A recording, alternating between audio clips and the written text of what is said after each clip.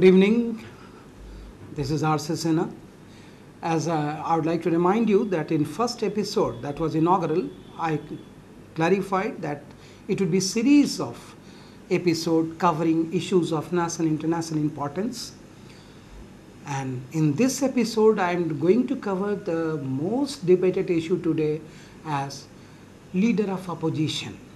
What it is all about, and since because you do know in 1999 Mr. Atal Bihari Vajpayee formed a union government along with 2 dozen coalition partners, and today it is opposition which needs coalition, which needs alliance. This is U-turn in Indian political system.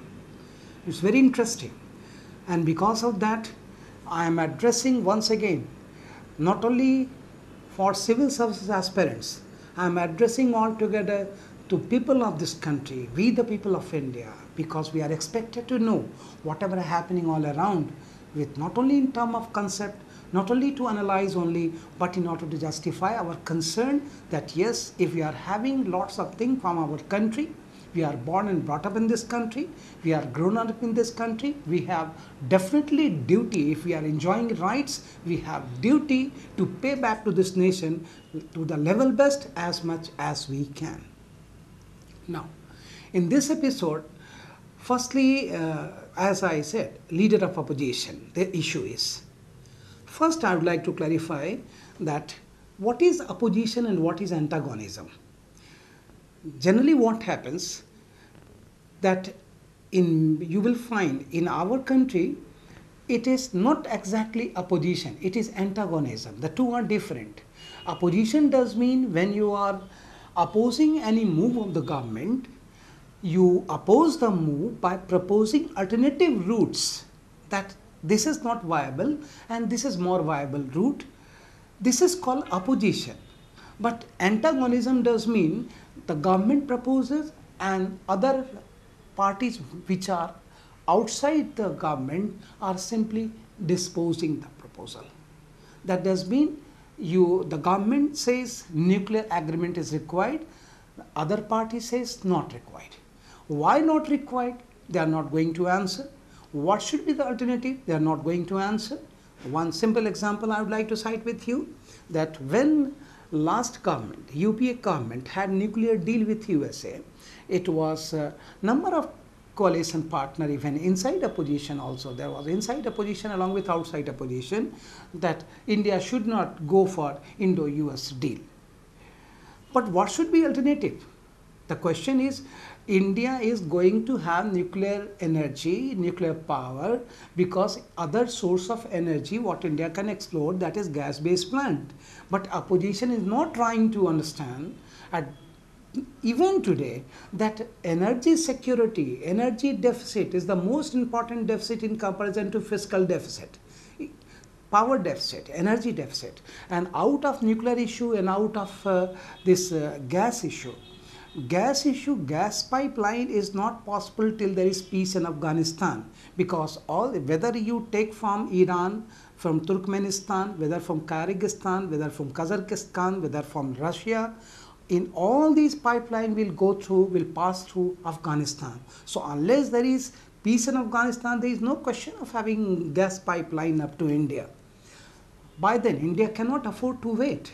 So India is trying to explore nuclear energy. This should be the understanding of this is called opposition. That means that they should give how to ensure pipeline, that if these pipelines are not possible, the other political parties should have supported the government that yes, you go for pipeline from Myanmar. Likewise, you see, opposition does mean that you are proposing alternative routes, and antagonism does mean you are simply rejecting whatever move government is taking. In other way, I would like to clarify that it is also called power-based politics versus value-based politics. Value-based politics does mean that if you are supporting and opposing an issue, you are supporting on the basis of issue itself. But power-based politics does mean you are supporting an issue or opposing an issue not on the basis of issue, but on the basis of the party background which you have.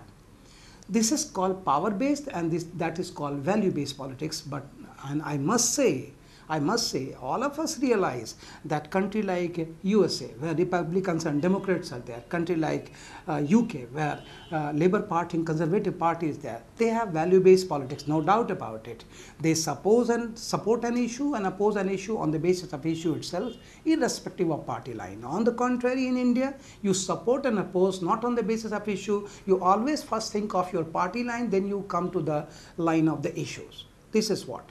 So, in any case, yes, this is leader, opposition and antagonism. Now, let me clarify. The post of opposition in India was held by even Motilal Nehru, Mr. Motilal Nehru, when it was Central Assembly after 1919 Act. But that post of leader of opposition was given a statutory position in 1977 by an Act of Parliament. It was post of leader of opposition that was given a statutory position in 1977 by Parliament Act, in which it was made clear that leader of opposition must be a leader of a party which has secured at least 10% of the total seats of the lower house.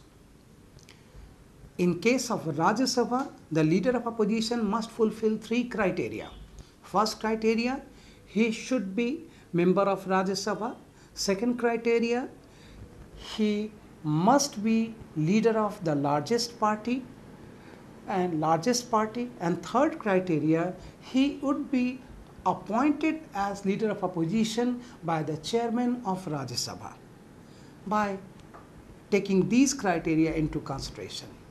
Likewise, in case of Lok Sabha, the present debate is going on that since no party has got that required 10% seat in Lok Sabha, because of that, the Speaker of the Lok Sabha has refused to give position to Congress party as leader of opposition. Fine. The decision is based on Parliamentary Act 1977. But on the other hand, the now matter is referred to the Supreme Court of India. The Supreme Court in one reference said that they are not going to intervene in the issue because it is internal issue of the Parliament, and under Article 122, the judiciary is prohibited from entering into the internal affair of Parliament.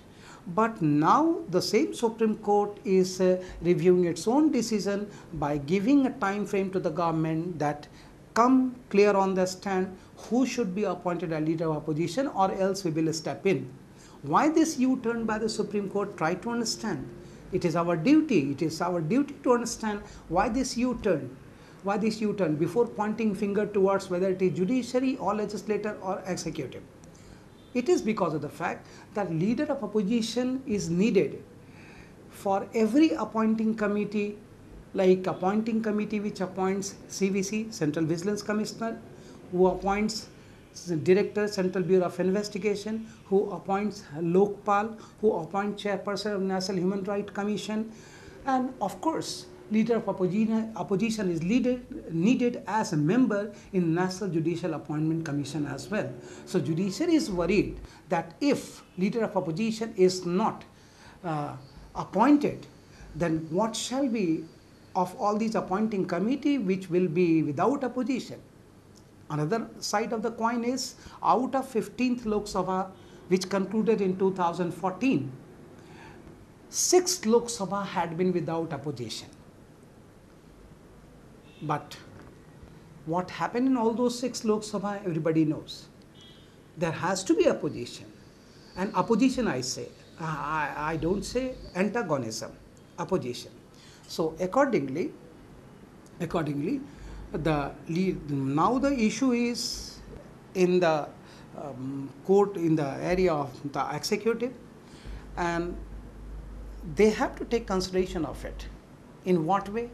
Firstly, if no party has got clear-cut majority, one strong view is that even opposition can go for alliance. If the government can go for alliance, why not opposition? because Constitution says that a president will appoint prime minister. Who will be appointed prime minister? That is simply a tradition. Tradition means leader of holding majority party, those who are having numerical strength.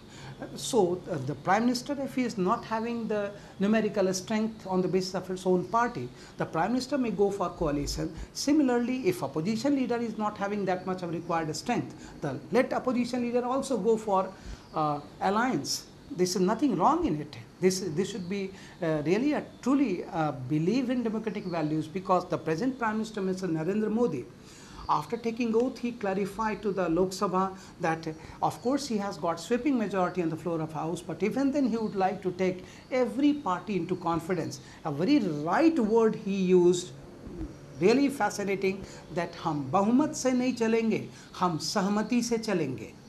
बहुमत और सहमति बहुत बड़ी बात है. We would be running our government on the basis of consensus, not only on the basis of numerical majority of the government. That's a very good. But if you are so much concerned about consensus and not so concerned, showing your concern about appointing leader of opposition, it's difficult to digest. Let it be very clear.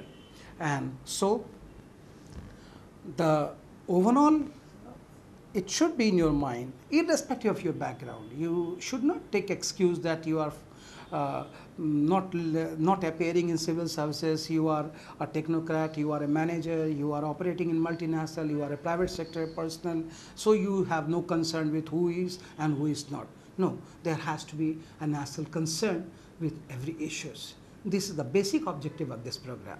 So in nutshell, I would say, firstly, you should be very clear about opposition and antagonism. Second thing, the practice of appointing opposition leaders started from Central Assembly, right from after 1919 Act.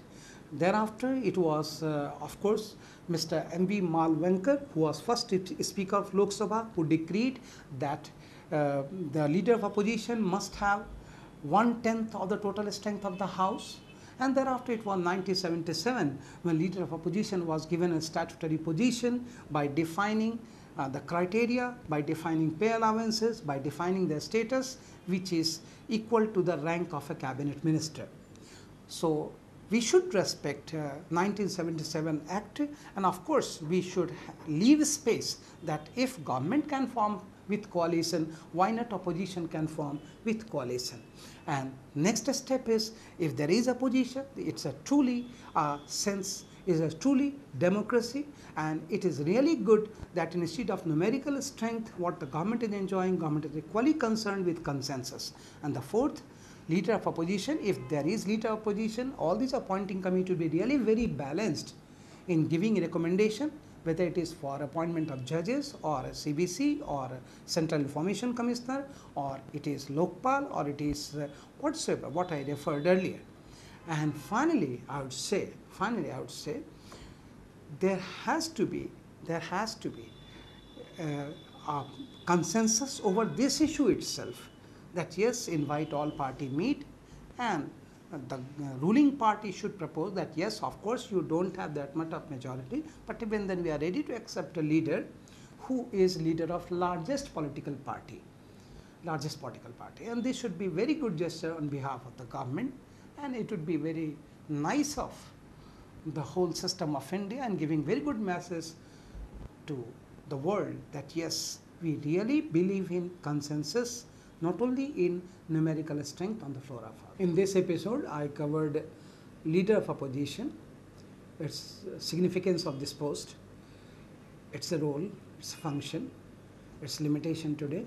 And in the next episode, I would like to highlight regarding post of governor, which is constitutional, but these days it has become political, how to get back to constitutional dignity and grace of the governor. Wait for next episode. Thank you.